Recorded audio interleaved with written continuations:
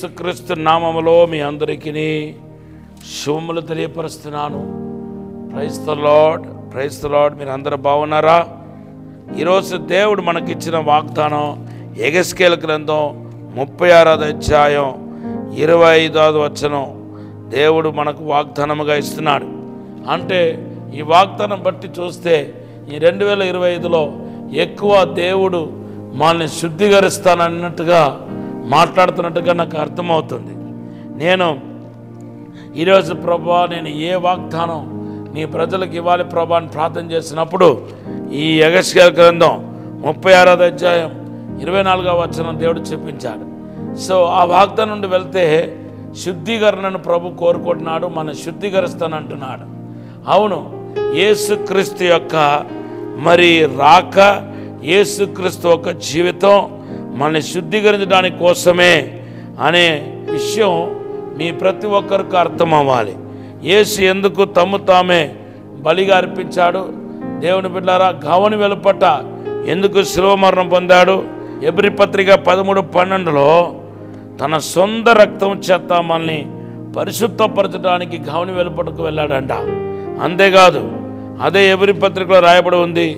ఎబ్రీ పత్రిక 9:14లో ఏమని ఉందంటే, మన మనస్సాక్షిని శుద్ధీకరించేది ఏదంటే నిత్యుడుగా ఆత్మ ద్వారా యేసుక్రీస్తు అర్పించిన బలిని బట్టి వచ్చిన ఆ రక్తం ఏదైతే ఉందో మనల్ని శుద్ధీకరిస్తే అని పరిశుద్ధ గ్రంథంలో రాయబడి ఉంది.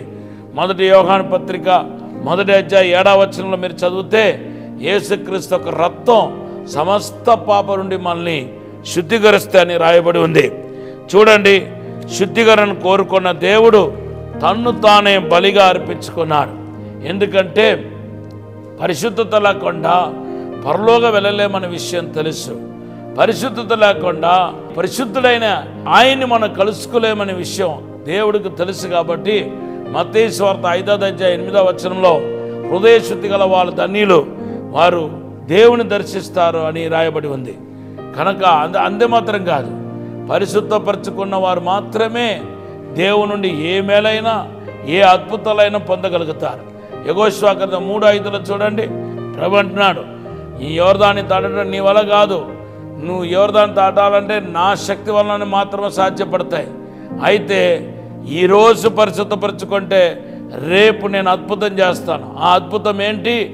యోర్దాన్ని అద్భుతమైన రీతిలో, అసాధారణమైన రీతిలో దాటి వెళ్ళటం. అవును దేవుని బిడ్డలారా, అలాగే పరిశుద్ధపరచుకున్నారు, యోర్దాను దాటారు. యోర్దాను దాటగలిగారు కాబట్టి వాళ్ళు కానాను దేశంలో ప్రవేశించగలిగారు.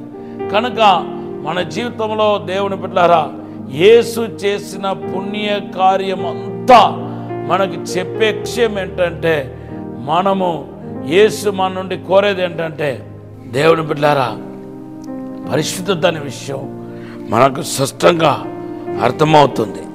అంతేకాదు, బైబిల్లో ఆయన నామం ఇవ్వబడింది. ఎందుకు ఆయన నామం ఇవ్వబడింది అది కూడా మీకు చెప్తాను. దేవుడు ఆయన నామాన్ని మనకిచ్చాడు. ఆయన నామాన్ని, ఆయన పేరును మనం వాడుకోలాగా చేశాడు. ఎందుకు చేశాడు?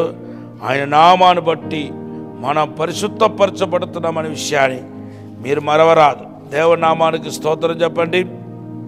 హల్లెలూయా. అందుకొరకే బైబిల్లో రాయబడి ఉంది, ఆయన నామాన్ని బట్టి మనము శుద్ధీకరించబడుతున్నాము అనే మాట రాయబడి ఉంది.